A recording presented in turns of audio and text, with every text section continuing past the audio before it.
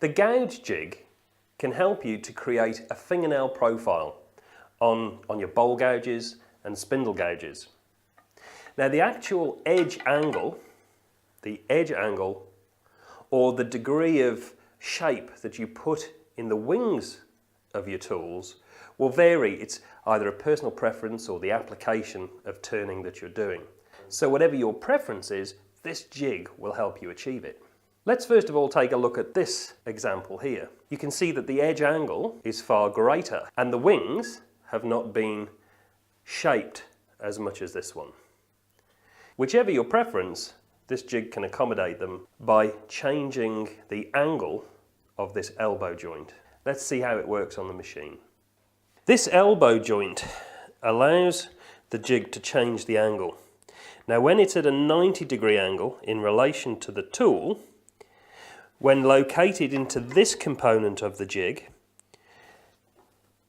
and we rotate it like this, then that will give you the least amount of shape. That'll recess those wings the least. When we put it at its fullest shape, like that, then that will give you the greatest amount of shape. So I'll demonstrate this now on a medium setting with this tool here. You can see that the arm's about halfway between vertical and its fullest position. So all I'm going to do is locate this point into this component of the jig like that. In terms of the cutting edge angle, that can vary anywhere between 35 to 75 degrees.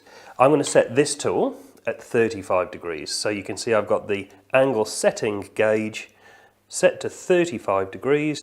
I'm going to place the heel of the gauge on the wheel, and this flat foot area here I'm going to line up parallel with the inside section of the tool. Can you see that?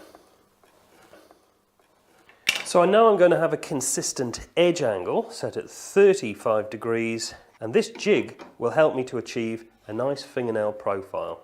It's important that we don't have a concave effect on the wings. They want to be convex, rounded over. I'm going to apply pressure, so it's just a point, goes into that jig. I'm just going to apply a light pressure just to keep it located, and then the other hand can help to guide the tool around like this.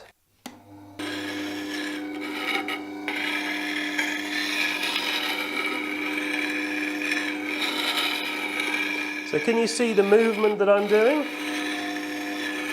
Nice and consistent, but whatever happens, I'm going to get a very consistent angle.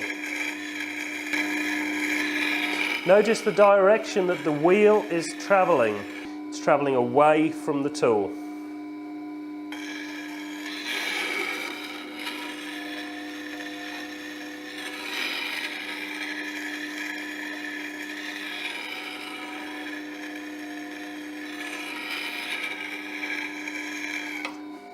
Okay, now let's have a look at this.